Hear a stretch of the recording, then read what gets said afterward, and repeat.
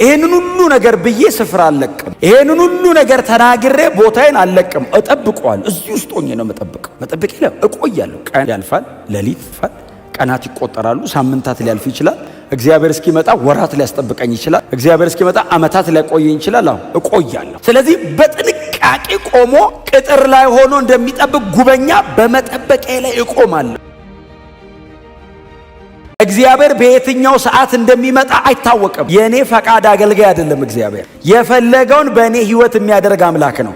እኔ የምፈልገውን የጸለይኩትን ያቀድኩትን የሚያደርግ የኔ ጉዳይ አስፈጻሚ አይደለም። እግዚአብሔር በጠቅላላ የመጽሐፍ ቅዱስ ትምህርት እግዚአብሔር ሉዓላዊ አምላክ ነው። አዎ እጄ ልኬ እጁን ጠምዝጄ የምፈልገውን አላስደርግም። ፈቃዴን ተጭኖኝ ይሰራል። ዕንባቆም የሚለው እሱን ነው። ተከራከረኩ። አሁን በዕንባቆም ሳይድ ስትሆኑ እግዚአብሔር መልስ እስኪሰጥ ድረስ ካልጠበቃችሁት እውነቱን ነው። ይሁዳ የሚባለውን ደቡቡን እስራኤልን ቤተ መቅደሱ ያለበትን የእግዚአብሔር የቃል ኪዳን ታቦት ያለበትን እግዚአብሔር እመለክበታለሁ የሚለውን መርጬዋለሁ የሚለውን ህዝቡን ባቢሎን የሚባለው ከለዳውያን መጥተው ማርከው ይዘውት ይሄዳሉ አለ። እንዴ ምን ማለትህ ነው እግዚአብሔር ሆይ አለው። እጅግ አመፀኛና ክፉ ነፍሰ ገዳይ የሆኑ የሄዱበትን ከተሞች በሙሉ አፈር ክምር የሚያደርጉ ጨካኞችን ህዝቤ ነው ባልከው በእስራኤል ላይ እንዲሰለጥኑና እንዲማርኩ እንዴት ታደርጋለህ?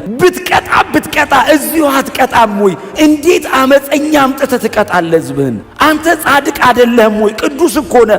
አይነ ርኩስ አያይም። እንዴት ያንን መርጣ አምጥተህ ትቀጣለህ? ፍርዳቸውና ክብራቸው ከራሳቸው ይወጣል ይላል። ባቢሎናውያንን አንተን አያማክርህም አለው። እቀጣበታለሁ የምትለው ህዝብ አምጥቼ እማርካቸዋለሁ ወደዛኛው አገር የምትለው ህዝብ ፍርዳቸውም ክብራቸውም ከራሳቸው ነው የሚወጣው። አያማክሩህም። አንተን እንዲህ እናርጎይ አይሉህም። ይቀጥላል። ጉልበታቸውን አምላካቸው ያደረጉ በደለኞች ናቸው ይላል። አንተ አይደለህም የባቢሎናውያን አምላክ፣ ጉልበታቸውን አምላካቸው እና ጉልበታቸውን እንመጣለን ጥርግርግ ነው የምናረጋቸው ነው የሚሉት። ማን ሲያስቆመን ታያለ ይሉሃል። እግዚአብሔር ሆይ እኛ ብንደክምም አንተን አይደል የምንለው። እነዛ ጉልበታቸውን አምላካቸው ያደረጉ አምጥተ እንዴት እንደዚህ ታደርጋለህ ሲሉት እናንተ በኋላ ቤተሰቡ ኤርሚያስ 46 ምናምን አንብቡት መልስ እንዲሆናችሁ ማለት ነው። በኤርሚያስ ዘመን ነው የተነገረ ትንቢት። ከዛ ደግሞ በኢሳይያስ በኩል ይመጣና እግዚአብሔር ምን ይላል ሲሉ ባቢሎን አላቸው አገልጋዬ ነው አለ እግዚአብሔር። እኔ በባቢሎን ለመገልገል እግዚአብሔር ያህዌ ማለት አይጠበቅበትም፣ እጠቀምበታለሁ አዙሬ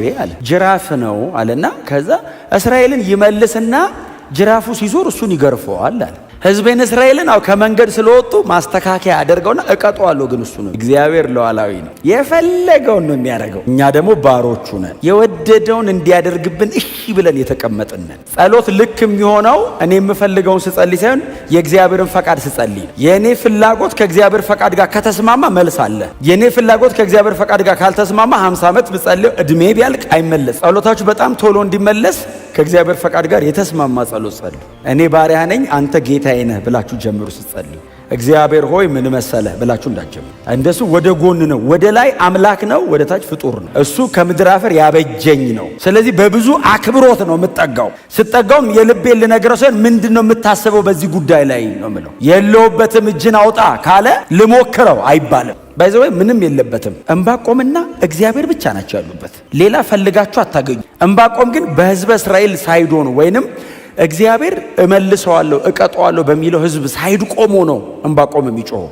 ሌላ ምናልባት ከእግዚአብሔር ጋር በጣም የተከራከረ ሰው የምታውቁት ሰው ካለ ዮናስን ትዝ ይላችሁ። ትንቢተ ዮናስ ይሄ በሕዝቡ በኩል ቆሞ የሚከራከር ነው። ዮናስስ አልሄድም ብሎ ነው የሚከራከረው። ግድ የለም ዮናስ ላደርግ ነው ሲል እኔ አልሄድም አንተ እግዚአብሔር ነህ። አዎ እንደዚህ አደርጋለሁ ብለህ ትናገራለህ። እኔ ደግሞ ሄጄ የሆነ ነገር ስል አላደርግም ብለህ ደግሞ ትተዋል። ስለዚህ ነው ያለኝ። ሌላ የተከራከረ የምታውቁት ሰው ካለ ኤርሚያስ ምዕራፍ 20 ነብዩ ኤርሚያስ እግዚአብሔር ሂድና ተናገር ሲለው አልናገርም። ተናገረው አልናገርም። ለምን ደሞ አትናገረው?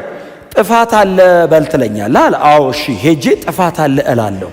አንተ ደግሞ ህዝቡ ተንበርክኮ ንስሐ ሲገባ ትመራቸዋለህ። ውሸታም አረከኛል። አንተ ትናገራለህ፣ አንተ ትመራለህ። ቀጥሎ ኤርሚያስ ጥፋት ያለ ውሸቱ ነው ይባላል። አስዋሽተኛል። እንደውም እንደዚህ ይላል አታለልከኝ እኔም ተታለልኩልህ። እውነቱን እኮ ነው፣ መንገዱ ነው። አሁን እናንተ እንዳትታዘቡት ኤርሚያስን። እጅግ አመፀኛ ህዝብ መካከል የእግዚአብሔር መልእክተኛ ነው። በእግዚአብሔር በኩል የቆመው እሱ ብቻውን ነው። ህዝቧ ነገስታቶቿና ካህናቶቿ በሙሉ አመፀኛ ሆነዋል እስራኤል። ኤርሚያስ ብቻ ነው በእግዚአብሔር በኩል የቆመው። ስለዚህ ሄዶ ሲናገር ብቻውን ነው። ቀጥሎስ ህዝቡ ድፍት ሲል ያንን አመፀኛ ህዝብ እግዚአብሔር ይቅር ብየዋለሁ ይላል። ኤርሚያስ ውሸትህን ነው ይሉታል መጥተው።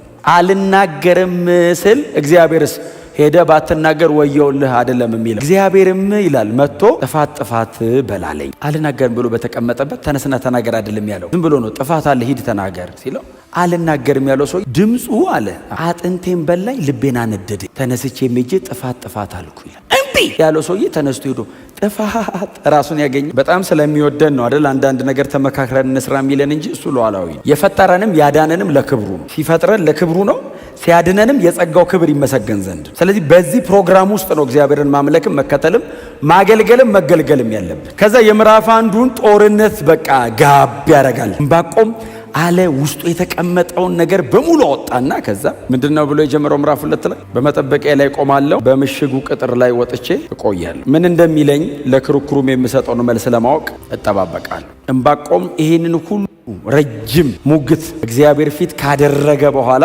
እግዚአብሔር ምንም መልስ አልሰጠው። የዕንባቆም ጉልበት አለቀ።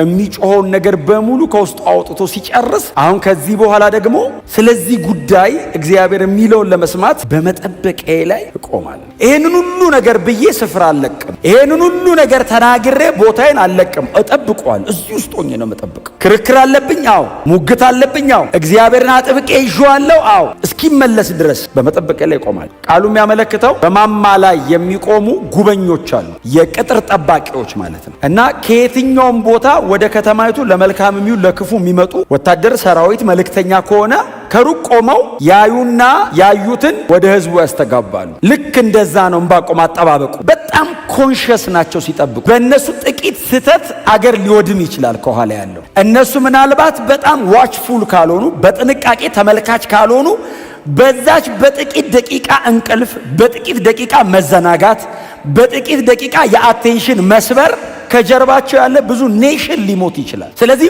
በጥንቃቄ ቆሞ ቅጥር ላይ ሆኖ እንደሚጠብቅ ጉበኛ በመጠበቂያ ላይ እቆማለሁ ይላል። እግዚአብሔር በየትኛው ሰዓት እንደሚመጣ አይታወቅም። በየትኛው ሰዓት መጥቶ እግዚአብሔር መፍትሄ እንደሚያደርግ አይታወቅም። ቆሜ ጠብቀዋል። የምመለከተውን የሚናገረኝን የምሰማውን ነገር በሙሉ ለህዝቡ እናገራለሁ። እያጉረመረሙ ሊሆን ይችላል። ጻድቅ በኃጢአተኛ ሲገፋ እንዴት ዝም ትላለህ? የዕንባቆም ጮት ያው ህዝቡ ውስጥ ያለ ማጉረምረም ስለሆነ ጻድቅ በኃጢአተኛ እየተገፋ ነው። በይሁዳ መካከል ሁሉም ኃጢአተኛና አመፀኛ አይደለም። የተወሰኑ ቅሬታዎች አሉት እግዚአብሔር እና እየተጉ እየለመኑ ራሳቸውን እያማጠኑ ምድሪቷ ላይ ካለው አመፅ ጋር ያልተባበሩ ደግሞ ጻድቃን አሉ እና ከዚህ ሁሉ ጋር አብረው ሲጨፈለቁ እንዴት ዝም ትላለህ ለሚለው ለዚህ ጩኸቴ እግዚአብሔር የሚመልስልኝን ለመስማት በመጠበቂያ ላይ እቆማለሁ። በከፍታ ቦታ ላይ ነው ያለው። ቀጥሎ ደግሞ በጣም ዋችፉል ነው፣ አልዘናጋም። ጉዳዩ ፐርሰናል አይደለም። የኔና የእግዚአብሔር ብቻ ሳይሆን የይሁዳና የባቢሎንም ጭምር ነው። እንደ ኔሽን የተመረጠ ህዝብ አለ፣ ቅሬታ የተደረገ ህዝብ አለ። አዎ፣ ስለዚህ ህዝብ ጉዳይ ነው እየተከራከርኩ ያለሁት። ነገሩ ሞር አቴንሽን ይፈልጋል፣ በጣም ጥንቃቄ ይፈልጋል፣ በጣም ትጋት ይፈልጋል፣ በጣም ፎከስ ይፈልጋል። ዕንባቆም መጠበቅ ውስጥ ይሄ ሁሉ ነገር አለ። ድንገት ትዝ ያለውን ነገር አይደለም ዕንባቆም እየጮኸ ያለው፣ እየተኖረ ያለ ኑሮ ነው እየጮኸ ያለው። በምሽጉ ላይ ወጥቼ አለና እኔ ያስኩት ትርጉም ላይ እቆያለሁ አለ። ብቅ ብዬ አይቼ አልመጣም ማለት ነው ብዬ አልመለስም። እቆያለሁ አለ። መጠበቂያ ላይ እቆያለሁ። ቀን ያልፋል፣ ሌሊት ያልፋል፣ ቀናት ይቆጠራሉ፣ ሳምንታት ሊያልፍ ይችላል። እግዚአብሔር እስኪመጣ ወራት ሊያስጠብቀኝ ይችላል። እግዚአብሔር እስኪመጣ ዓመታት ሊያቆየኝ ይችላል። አዎ እቆያለሁ። ፐርሲስተንስ፣ መጽናት፣ መቆየት፣ መጠበቅ፣ ረጅም ሰዓት በያዛችሁት ጉዳይ ላይ ጊዜ መውሰድ። አንዳንድ ጸሎቶቻችን የ5 ደቂቃ እንዳይሆኑ ትዝ ያላችሁ ሰዓት ብቻ እግዚአብሔር ሆይ ክብርህን ግለጥ ብላችሁ ስትነሱ ደግሞ ሌላ ነገር እንዳታስቡ። ዕንባቆም እንደዚህ ያለ እቆያለሁ በዚህ ጉዳይ ላይ አዎ የሚመልስልኝን ለመስማት። አጠገባቸው ሰው በጽናት ቆይ በሉት እስቲ። ፐርሲስተንስ። እኔ ብዙ ጊዜ ማነሳት አንዲት ሴት አለች፣ ሉቃስ ወንጌል ምዕራፍ 18 ላይ ያለችዋ ሴት ትዝ ትላችኋለች። እና ኢየሱስ በአንዲት ከተማ አንድ ዳኛና አንዲት መበለት ነበሩ ሲል በጣም ኢንተረስቲንግ ነው። ስለምን ሊያወራ ነው? ዳኛው አለ እሺ ሲሉት እግዚአብሔርን አይፈራም ሰውን አያፍርም አለ።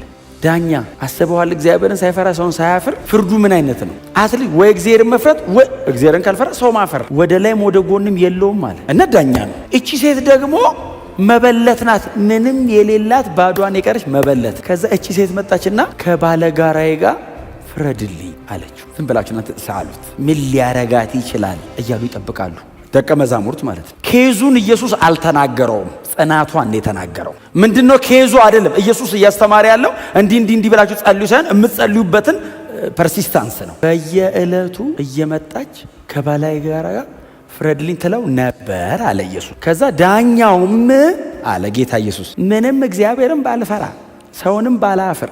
በጣም ይገርም ነው። ራሱን የሚያውቅ ዳኛ ራሱን ያውቃል። እግዚአብሔር እንደማይፈራ ሰው እንደማይፈራ ያውቃል። አትሊስት ማወቅ ጥሩ ነው። 50% ይቀንሳል። እንትን ሰው ሳያውቅ እኮ ነው የሚያስቸግረው። ምንም አሁን እኮ አንዳንድ ሰው እኮ በጣም አመፀኛ ሆኖ እንደ ጻድቅ ይኖራል። ማወቅ ጥሩ ነው። አትሊ ለንስሐ እድል ይሰጣል አይደል? ሰው ከና ኃጢአቱ እንዳይሞት ያደርገዋል። ምንም እግዚአብሔርን ባልፈራ ሰውንም ባላፍር አለ። እሺ እየመጣች እንዳታስቸግረኝ ስለ ንዝንዟ ስል እፈርድላታለሁ አለና ጌታ ምንድነው ያለው? እዩ እንግዲህ አለ ይህ አመፀኛ ዳኛ ያለውን ስሙ። ስለ ጭቅጭቋ ሲል ከፈረደላት እግዚአብሔርማ ለምርጦቹ እንዴት ፈጥኖ አይፈርድላቸውም? ኢየሱስ እያወራ ያለው ሳታቋርጡ ዘወትር ጸልዩ። ፐርሲስታንስ ሳታቋርጡ መቼ ዘወትር። እስከ መቼ? እስኪመለስ በመጠበቂያ ላይ እቆማለሁ። ስለ ክርክሬ የሚመልስልኝን አውቅ ዘንድ እጠብቀዋል፣ እቆያለኋል። ስለ ጽናት፣ ስለ ክርክር፣ ስለ አቋም፣ ስለ ትህትና ሲል እግዚአብሔር የልቡን ይነግርሃል። ነገሩ ይቀየራል አይደለም፣ ሊያደርግ ያለውን ግን ይነግርሃል። እቀይረዋለሁ ላይልህ ይችላል። አትሊስት ግን ዲዛይኑን ያስረዳሃል።